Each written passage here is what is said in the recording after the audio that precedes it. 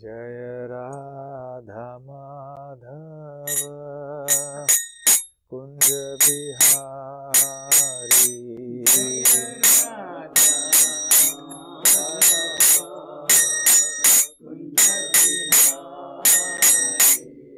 जय राधा माधव कुंज बिहारी।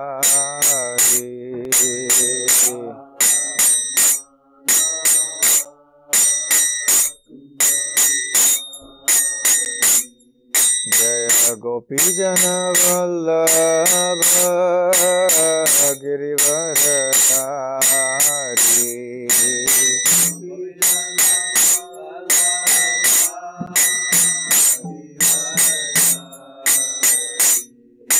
जय गोपी जन वल्लभ गिरिवरधारी।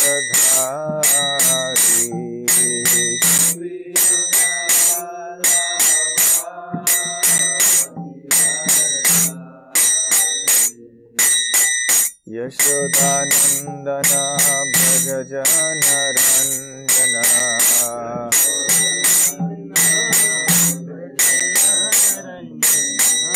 यशोदानंदन भज जन रंजना।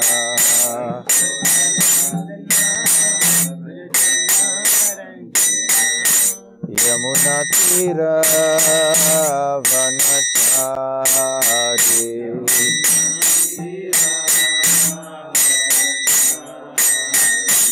यमुना तीर वनचारी।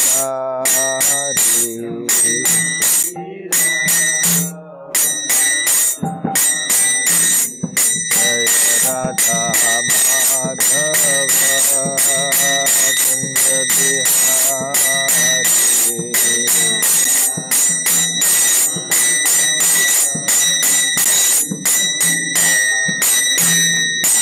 जय श्री कृष्ण चैतन्य प्रभु नित्यानंद। श्री अद्वैत गदाधर शिवासादि गौर भक्तवृंद।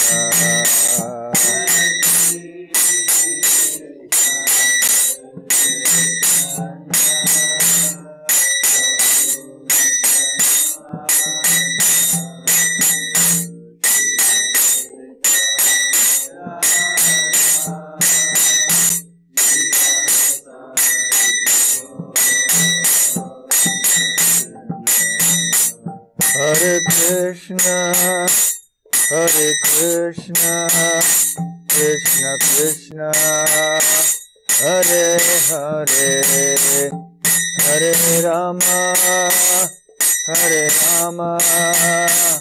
Rama Rama, Hare Hare.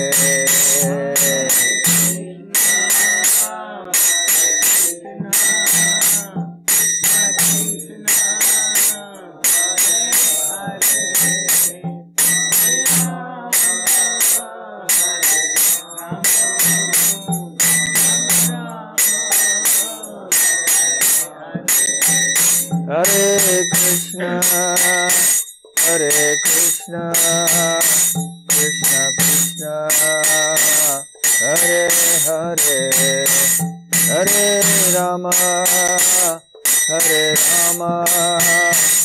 Rama Rama, Hare Hare.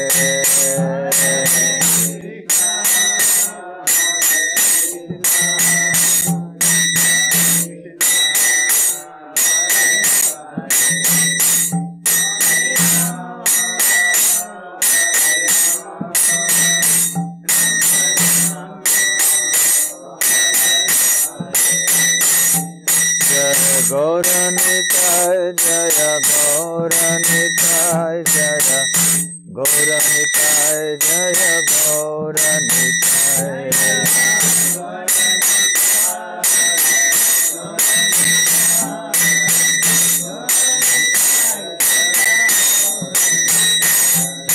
Jaya Prabhupada, Prabhupada, Prabhupada, Jai Prabhupada.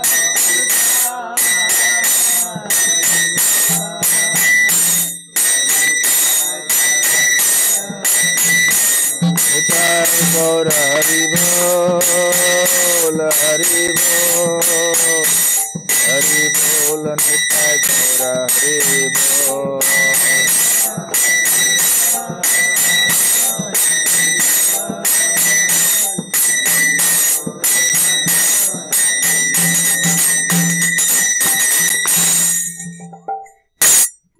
Jai Om Vishnupad Paramhansa Parivrajikacharya Ashtottara Sat His Divine Grace Abhay Charanar Vinda Bhakti Vedanta Swami Srila Prabhupada Ki Jai Ananta Koti Vaishnava Vrinda Ki Jai Shri Shri Gaur Nitai Ki Jai Grantharaj Srimad Bhagavatam Ki Jai Nitai Gaur Premanande.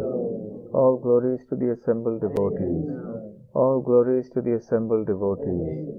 All glories to the assembled devotees. All glories, all glories, all glories to Sri Guru and Gauranga.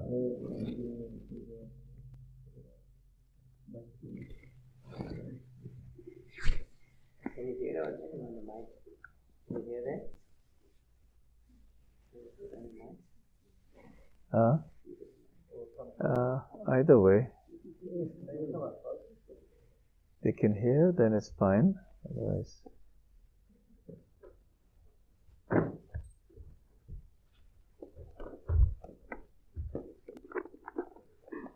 Om Namo Bhagavate Vasudevaya.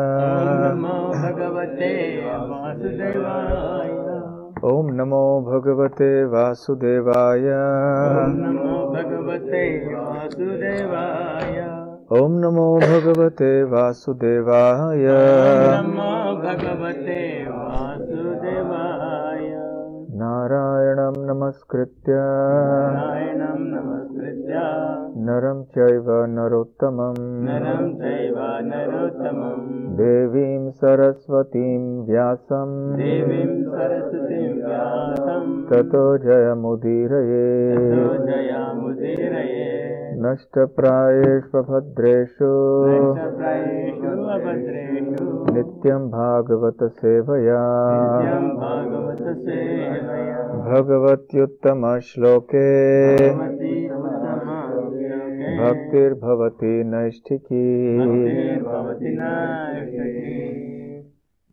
Reading from the Srimad Bhagavatam, Canto 3, Chapter 26. Fundamental Principles of Material Nature. Text 53. Hiranmayat Andakoshat Utthaya Salile Shayat Tam Avishya Mahadevaha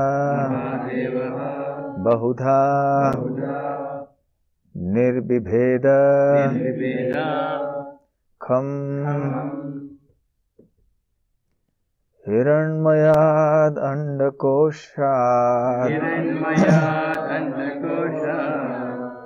Utthaya Salile Shayat Tamavishya Mahadevo Bahudha Nirbibhedakham Hiranmayad Andakoshat Utthaya Salile Shayat Tamavishya Mahadevo Bahudha Nirbibhedakham Hiranmayad Andakoshat Uttaya Salile Shayat Tamavishya Mahadeva Bahudha Nirbibhedakham Hiranmayad Andakoshat Hiranmayad Andakoshat Uttaya Salile Shayat salile sayat. Tamavishya Mahadeva Bahudhanivivekam Hiranmayadandakoshat Salile sayat. Tamavishya Mahadeva Bahudhanivivekam. Hiranmayadandakoshat salile sayat. Tamavishya Mahadevo Bahudha nirbibhedakam. Ladies.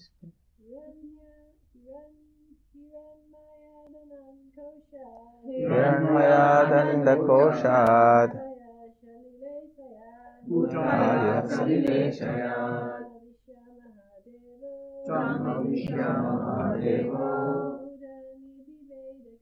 Bahudha nirbibhedakam. Hiranmayadandakoshat Utthaya salile sayat. Tamavishya Mahadevo Bahudha nirbibhedakam. Hiranmayat, golden. Andakoshat, from the egg. Utthaya, rising. Salile, on the water. Shayat, lying. Tam, in it. Avishya, having entered. Mahadevaha, the Supreme Personality of Godhead. Bahudha, in many ways. Nirbibheda, divided. Kham, apertures. Translation by His Divine Grace, A.C. Bhaktivedanta Swami Srila Prabhupada. The Supreme Personality of Godhead, the Virat Purusha, situated himself in that golden egg, which was lying on the water, and he divided it into many departments. Now this verse doesn't have a purport, so I'll read the next verse and its translation and purport. I'll read the word myself.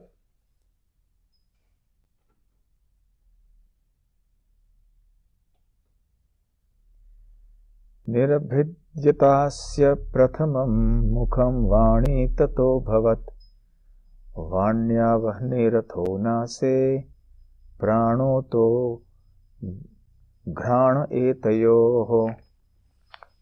Translation.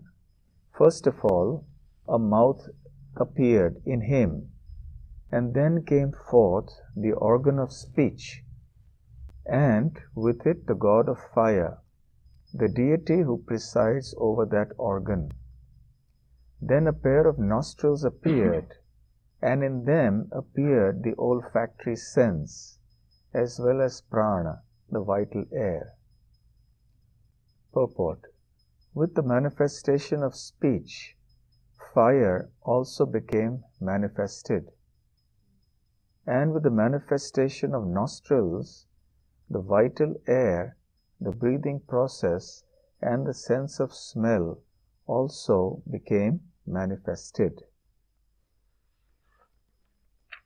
Om Ajnana Timirandasya Jnananjana Shalakaya Chakshurun Militam Yena Tasmai Shri Gurave Namaha. Shri Chaitanya Manobhishtam Sthapitam Yena Bhutale Swayam Rupa Kadamahyam Dadati Svapadantikam Vandeham Shri Guruh Shri Gutapadakamalam Shri Gurun Vaishnavamscha Shri Rupam Sagrajatam Sahagana Raghunathanvitam Tam Sajivam Sadvaitam Savadhutam Parijana Sahitam Krishna Chaitanya Devam Sri Radha Krishna Padam Sahagana Lalita Shri Vishakhanvitamscha Nama Om Vishnupadaya Krishna Presthaya Bhutale Srimate Bhakti Vedanta Swamin Niti Namine Namaste Saraswate Deve Gauravani Pracharine Nirvishesha Shunyavadi Paschatya Deshatarine Vancha Kalpatarubhyascha Kripa Sindhubhya Evacha Patitanam Pavanebhyo Vaishnavebhyo Namo Namaha Jai Shri Krishna Chaitanya Prabhu Nityananda Shri Advaita Gadadhar Sivasadi Gaura Bhakta Vrinda Hare Krishna Krishna Krishna Hare Hare Hare Rama Rama Rama Hare Hare. Hare Krishna. Thank you. Hare Krishna. So this is a very difficult portion of the Srimad Bhagavatam we are discussing. And the moment I said that, I see knowing smiles on your faces, because I'm sure you've experienced the difficulty in the last few days. And I'm sure we will in the next few days. It is an important topic. And if there's one thing we can carry away from here, there should be more than one thing, but at the very least, the one thing that we can take away from all these discussions from the Srimad Bhagavatam is that this material world is inconceivable. And in one place, actually it's in the previous purport, Prabhupada ends that purport by saying, after describing certain aspects of the universe, he says, that is the inconceivable potency of the Lord. No one can measure the length and breadth of God by speculation or by false identification with God. These attempts are symptoms of lunacy. It's pretty strong language. Now, people in the modern day world are accustomed to a certain methodology for obtaining knowledge. And because people are in the bodily concept of life, their methodology for gaining knowledge is also based in that false conception. Therefore, they want to understand themselves and the world around them, including the universe and its origins and life and so on, in terms of what they understand to be the origin of everything, which is atoms and molecules. So they think that the sensory perception is the only justifiable or rational way in which one can obtain information about the world. So they analyze things, and then this analysis leads to paralysis, and the analysis leads to confusion, because we cannot merely by intellectual speculation and by trying to observe the world through our senses and coming to conclusions by inference, by pratyaksha praman, anuman praman, etc., we cannot come to any sound factual conclusion about the way the universe is. What to speak of other philosophical questions of how it came into existence, and even further, why it came into existence. Even to understand the universe as it is, even to understand the what of the universe is impossible by the modern scientific method. What to speak of the how, and even more the why. So this is bewildering, and that is why we see that scientific theories keep changing. Every other day there's a new discovery, and such difficulty is given a twist into some form of glory or some form of a virtue, by saying that actually this is the method where we improve our knowledge and strive towards reaching that ultimate truth. But the fact is, it is an admission of our inability to comprehend conclusively what this world around us is actually. It is completely baffling, puzzling, bewildering. We can never attain complete understanding or even an incompletely correct understanding of the absolute truth. The illusory energy of the Lord is so bewildering that one cannot fathom even a portion of this material nature. That's why you see, let's take the example of medical science. We try to understand even one organ of the body. You have specialists and super specialists and super specialists. Let's take the eye. Early in the good old days, you just had a doctor who would deal with everything. Then the ophthalmologist came along. Then for anything to do with the eye, you had to go to the eye specialist. And now, even within the eye specialists, you have those who specialize in the cornea, those who specialize in the retina, those who specialize in something. And then amongst them, those who specialize in pediatric something, and then it goes on and on and on. Just to understand this little eye, people spend their whole life. And even then, it's hard. Now, what to speak of the atom and the nucleus and all of these things? Very, very difficult to understand. What then to speak of understanding the spiritual world, which is beyond this world and which is beyond sensory perception? And what then to speak of the Supreme Personality of Godhead, who is the source of all of this? How can we try to measure Him and understand Him? A very famous physicist who is still living, but he's an iconic figure in the world of science. He once famously, or as we would put it, infamously said, "I want to understand the mind of God by mathematics." And this is what, with all due respect to his intelligence and his capabilities, and these are all very intelligent people from a material point of view, brilliant people. But with all due respect, what Prabhupada is saying here is valid. That is the inconceivable potency of the Lord. No one can measure the length and breadth of God by speculation or by false identification with God. These attempts are symptoms of lunacy. If we want to study and understand even the material world, we have to go to the scripture. The Srimad Bhagavatam and preliminarily the Bhagavad Gita gives us some understanding. Just a hint. But even after studying the Srimad Bhagavatam, it is very hard to understand. And that is why I said that if there's one takeaway at the very minimum from this discussion in the third and second cantos of the Srimad Bhagavatam, it is that it is truly, even the material world is inconceivable. Everything is inconceivable, actually speaking. And to the degree that we surrender to Krishna, to that degree Krishna will reveal whatever understanding and knowledge of this world and the spiritual world to us that He deems necessary for our spiritual development. That said, because these things are said in the Srimad Bhagavatam, we should take them very seriously and try to understand them.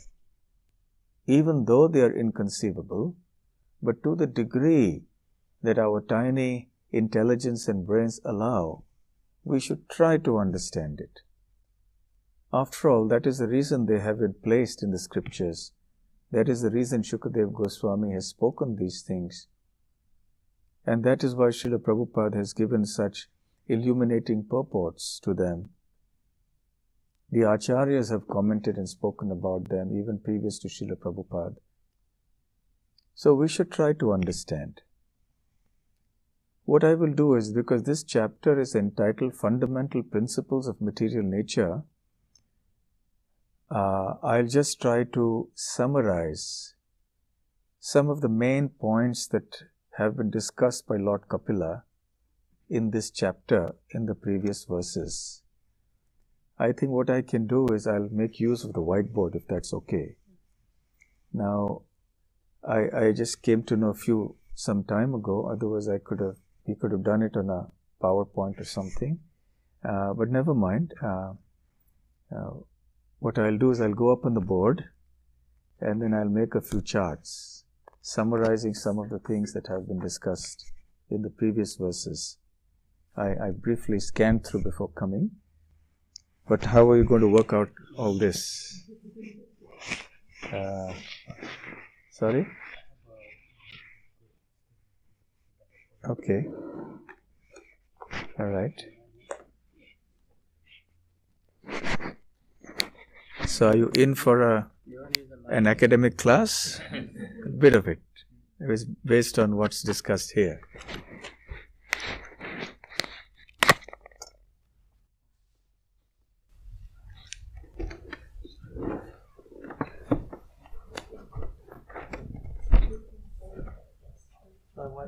Yes.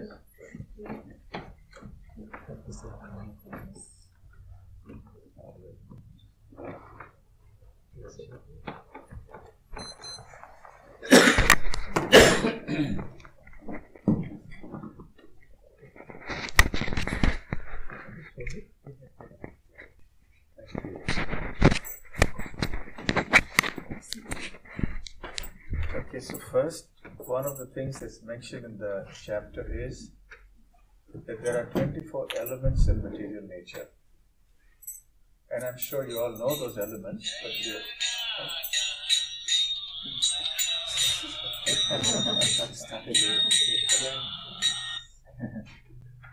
technology is inconceivable.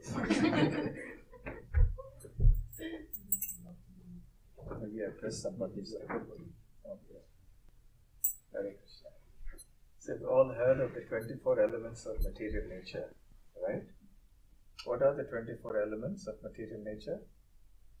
There's 4 working senses. 5 working senses. Okay, let's talk about the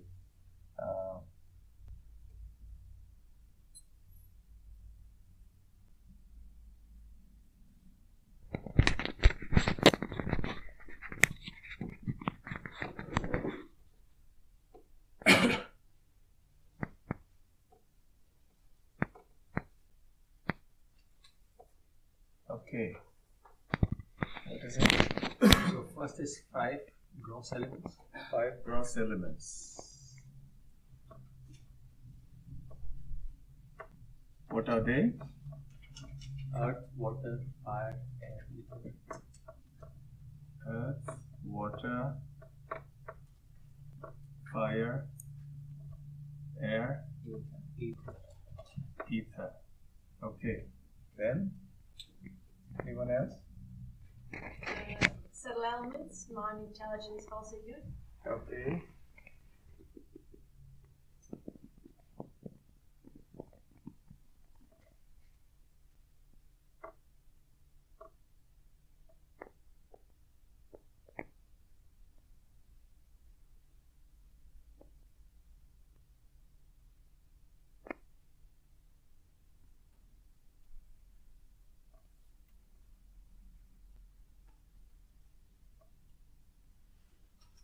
Okay, then 5 subtle elements.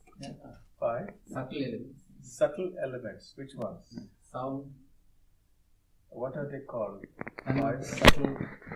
They're called objects of sense perception. Yes, that is tanmatras.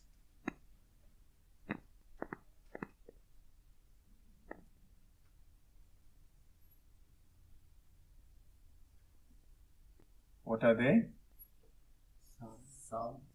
Sound, touch, form, taste, and smell. Okay. What else? 5 working senses. Five knowledge gaining senses. Knowledge acquiring senses. They are called in Sanskrit Jnanendriyas. Jnana means knowledge, Indriya means senses. So,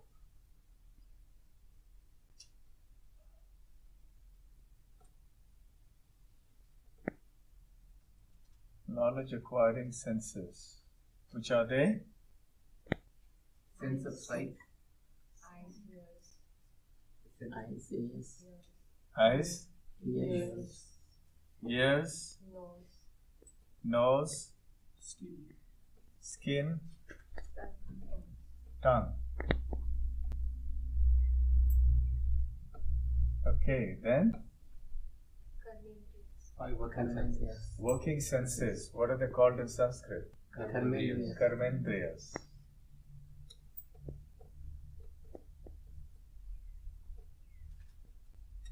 What are they?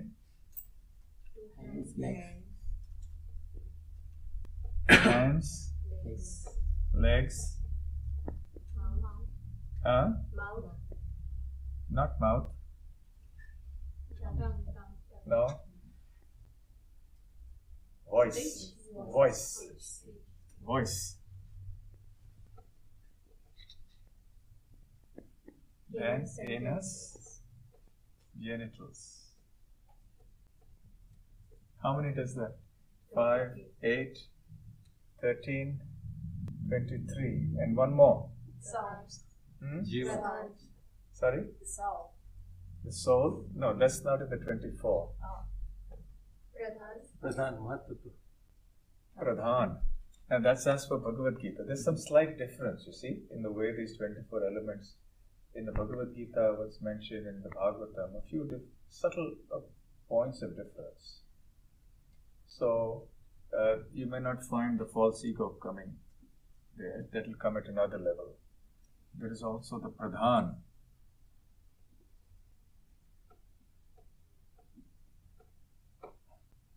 The Pradhan is the unmanifested material nature, and we'll talk about that. So, how many is that? 24.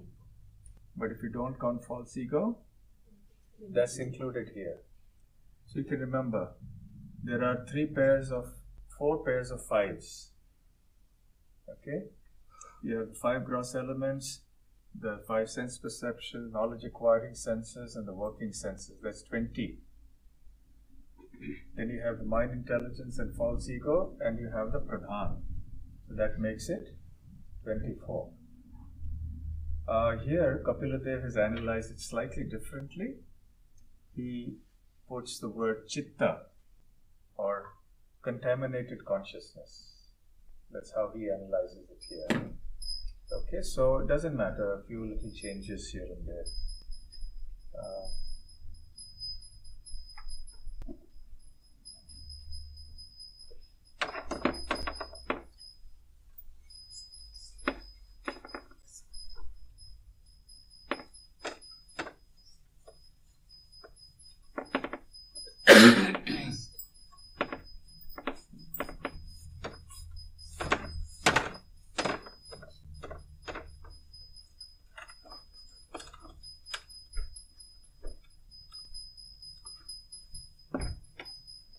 Okay, then we'll talk about the universal creation now. Kapila Dev speaks about how the whole universe is created, and now we'll speak about Pradhan.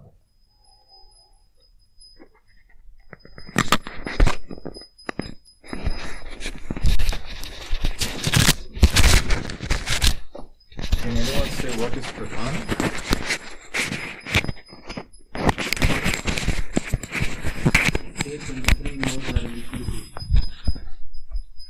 The stage when the 3 modes are in equilibrium. Okay, what does that mean? Unmanifested. Unmanifested material nature. So material nature has 2 aspects. One is when it is manifested. The second when it is not manifested.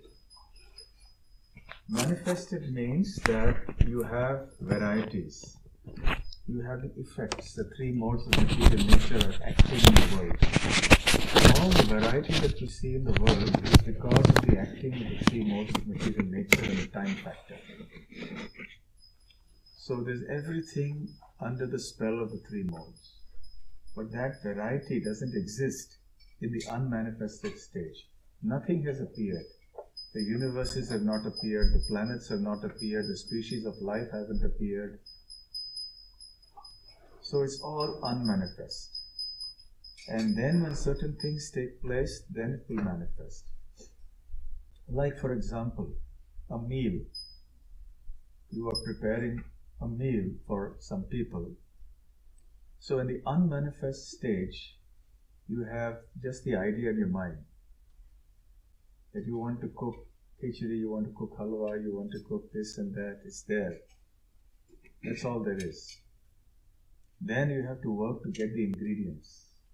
After you've made the plan, so then it's unmanifest. Because it's only in the mind. It's an idea. Then you start thinking, okay, now I need sugar, I need salt, I need rice, I need dal, I need this and that. I need how much of it you plan. You get the ingredients together. Then there's some preliminary processing required for them. And then there's certain ways in which you combine them.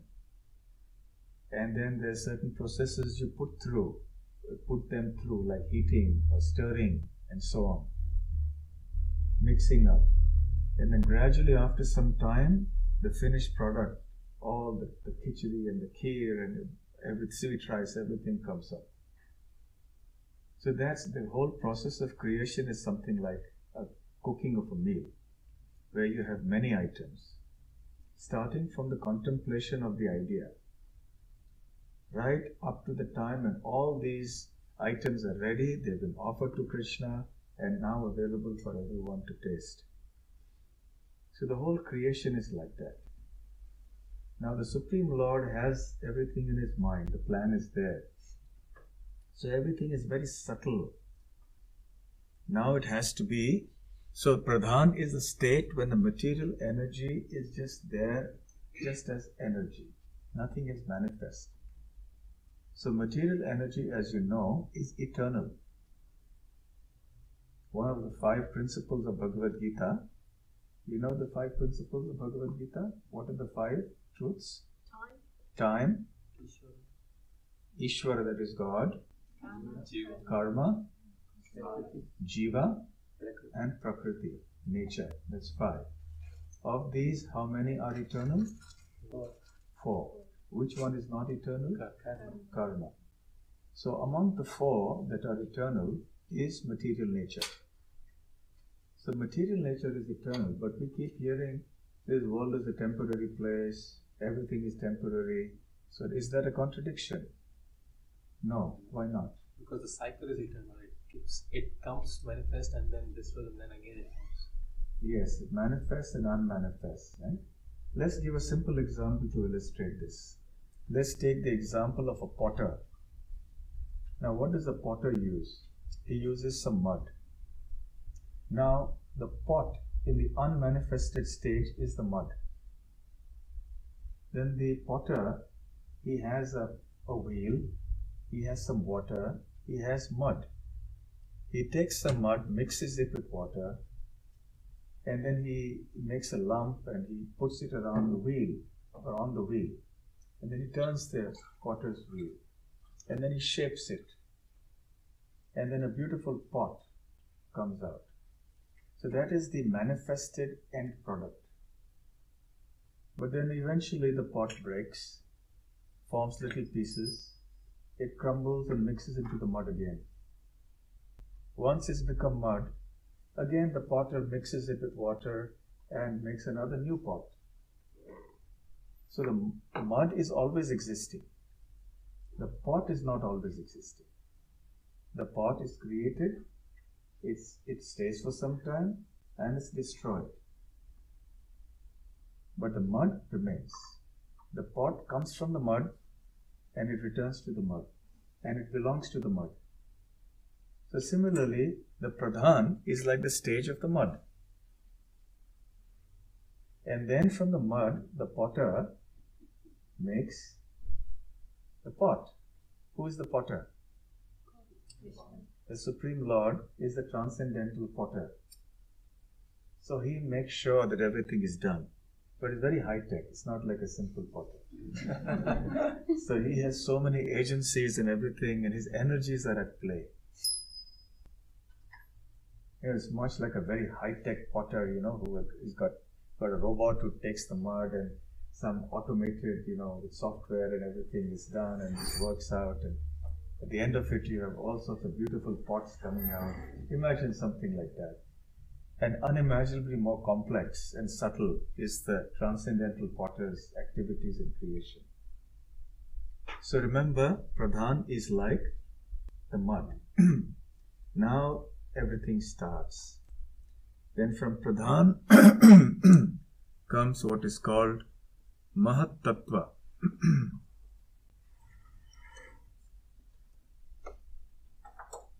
The Mahat Tattva is an intermediate stage. It is from here that everything will start germinating. It's the borderline of consciousness and unconsciousness. And eventually getting all this is the glance of the Supreme Lord.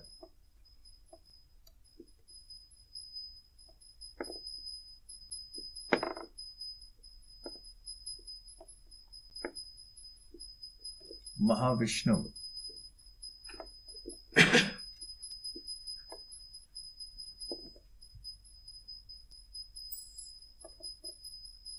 And at every stage the glance is required.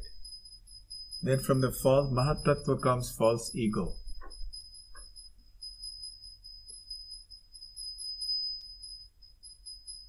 Then from false ego, this is now the differentiation process starts. The three modes of material nature, they start appearing. And the false ego is then characterized according to the three modes. So you have false ego in the mode of goodness.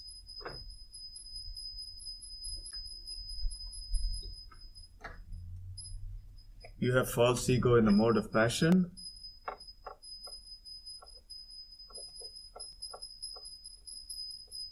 And you have false ego in the mode of ignorance.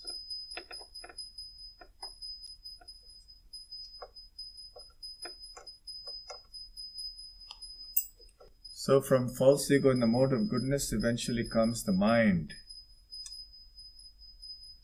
From the mode of false ego in the mode of passion comes intelligence.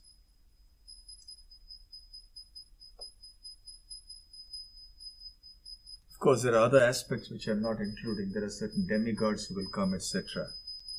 And then from here, now this is interesting. All the elements will start coming. Okay? But at the beginning is sound. Sound exists in what? Ether. So from sound comes ether.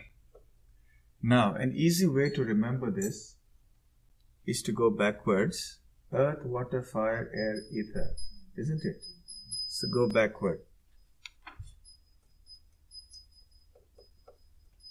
Earth, water, fire,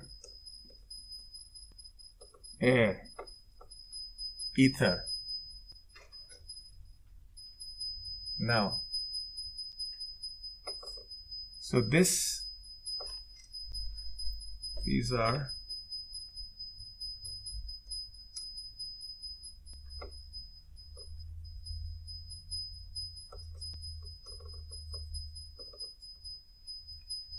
okay.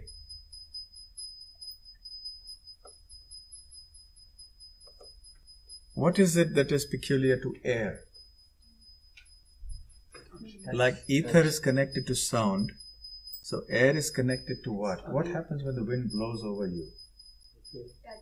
Touch.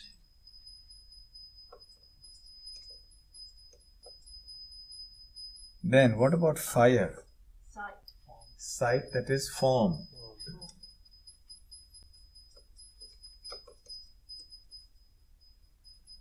What about water? Taste.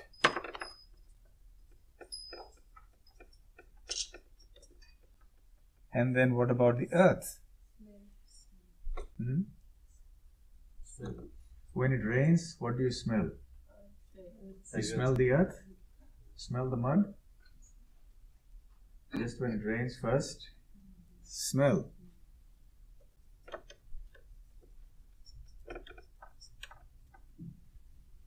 So you don't even have to memorize it. You just remember this part and you can know this. So this is the sequence of how everything is started. Sound is the origin of everything. Everything begins with sound. Omkara, then there's the Hare Krishna Mahamantra. Even the Bible says, in the beginning there was the word. Yes? So then from sound comes ether, from ether comes touch, from touch comes air, from air comes form, from form comes fire, from fire comes taste, from taste comes water, from water comes smell, from smell comes earth. So that is how the whole system is made. And the cause is always present in the effect, isn't it? Let's say you make sweet rice. So in sweet rice you have milk, and you have rice, and you have sugar. These are the ingredients, the causes of the sweet rice. But the effect is sweet rice, but the effect contains the cause. So the sweet rice also, the finished product contains the milk, it contains sugar, rice. So this is the finished product. So it contains everything, the qualities of all the elements before.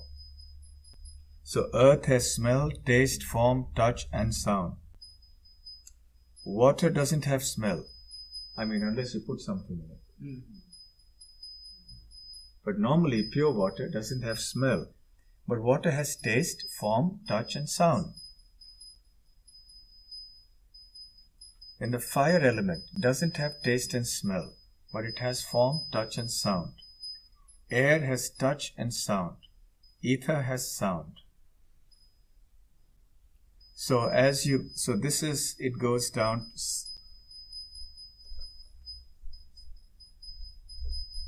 subtle, more subtle. Right? So this is how the creation process happens. The creation goes downwards from subtle to gross. Well, let me put it this way.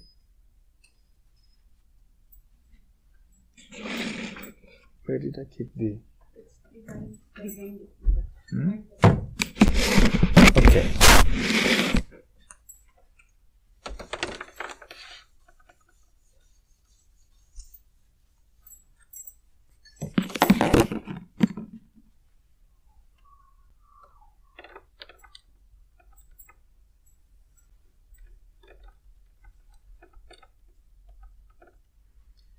So the creation always is from subtle to gross. The idea to the finished product. From the mud to the pot. So this is more or less what Kapiladeva has spoken. He's also spoken about the demigods who arise in charge of all these things.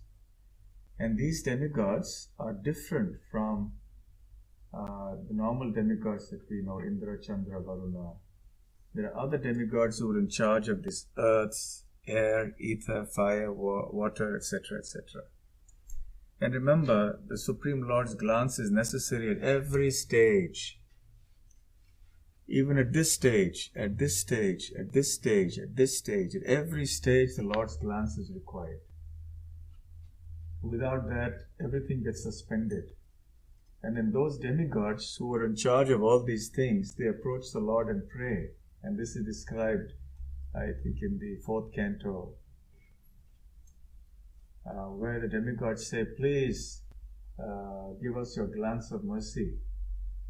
Because the whole process has got suspended midway somewhere.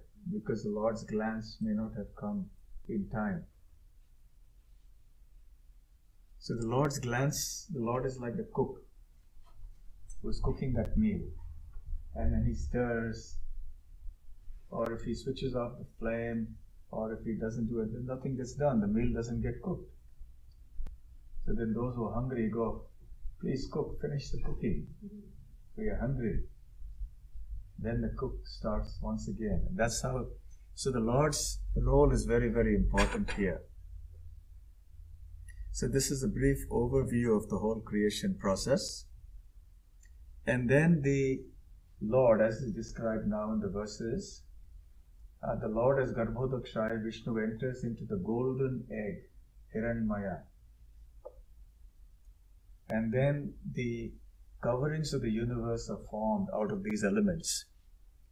Now these elements are created, as Lord Kapila says in the previous verses, but they are not mixed yet.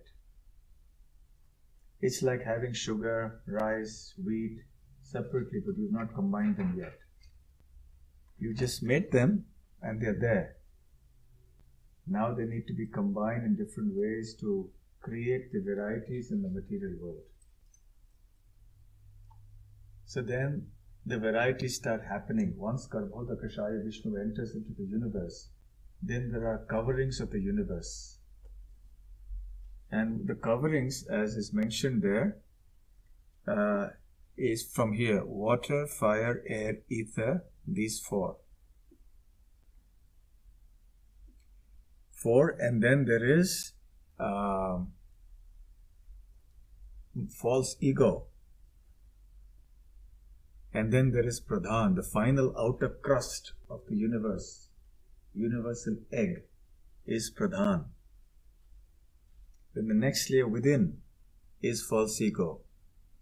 And then within that, then it is these items: air, fire, water. So the innermost layer, if you're inside the universal egg, then the layer of the universe, the innermost layer is water. Then after that, 10 times thicker than water is fire. 10 times thicker than fire is air. 10 times thicker than air is ether. 10 times thicker than ether is false ego. 10 times thicker than false ego is Pradhan, which is the outer crust of every single universe. And there are millions and millions of universes like this. Yes? So there's not 2 layers of Mahatattva? Sorry? It's not the layers of Mahatattva? Yes. In this particular section, Kapila Dev is speaking about 7 layers. Sometimes it says 7, sometimes 10. In this section, we hear in this chapter, Kapila Dev speaking about these 7. 1, 2, 3, 4, 5, 6. 7 layers of the universe, each 10 times thicker than the previous one. What was the Mahatattva mentioned? Here? Here there is not much information about Mahatattva, but when you see later, Kapila Dev will speak about it in the 4th canto. But actually this is between Maitreya and Vidura. In that section we will hear about the Mahatattva. But this is an essential ingredient. This is important. So Maharaj, in the analogy of potter making the pot, where would Mahatattva fit? It's in between. See, this is a very simplistic analogy. And here there are so many stages and sub-stages and everything. So it's a very simple kind of thing. So obviously we have to see the end points. The beginning point can be compared to Pradhan, which is like the mud. And you can compare with various other stages when the water is being mixed a little bit. And then gradually the wheel and the potter works on the wheel. Then things start manifesting slowly. Okay? Any other questions? Yes. Maharaj, what does it mean that mode of goodness leads to mind and passion leads to intelligence? That's how it is, because originally the mind is pure. The mind element is calm, serene. Whereas the intelligence has to be also calm and serene, but it is the faculty of discrimination, of doubt, of apprehension and misapprehension. That's also mentioned here in previous verses. So perhaps because of that, it is a quality of the mode of passion. So this is a summary of the whole creation process. And then, of course, every universe is formed, and then within every universe, Brahma does a creation. That is called Sarga, or Visarga rather. This is called Sarga. Sarga means the primary creation, and Visarga means the secondary creation. So this is still the primary creation. Now, when Garbhodakshaya Vishnu enters into the universe, and then there's a lotus that comes from his navel. On top of the lotus we have Brahma, and then Brahma is bewildered, and then he situates himself in penance, and he prays to the Lord gives him guidance from without and from within. Then Brahma starts creating the planetary systems and allocates, and the different species are formed by procreation through the Prajapatis, the progenitors. And all the different species having been formed are allotted different suitable planets to reside in. So all that is the jurisdiction of Brahma. So that is called Visarga. But this is Sarga, the first stage. Okay, yes. The modes of nature are already there, right? The modes of nature are there, but in unmanifest condition. In Pradhan, they are in equilibrium, unmanifest. This is when they start getting differentiated. You start distinguishing that there is mode of goodness, there is mode of passion and mode of ignorance. They start separating out and showing their effects, which are a little different.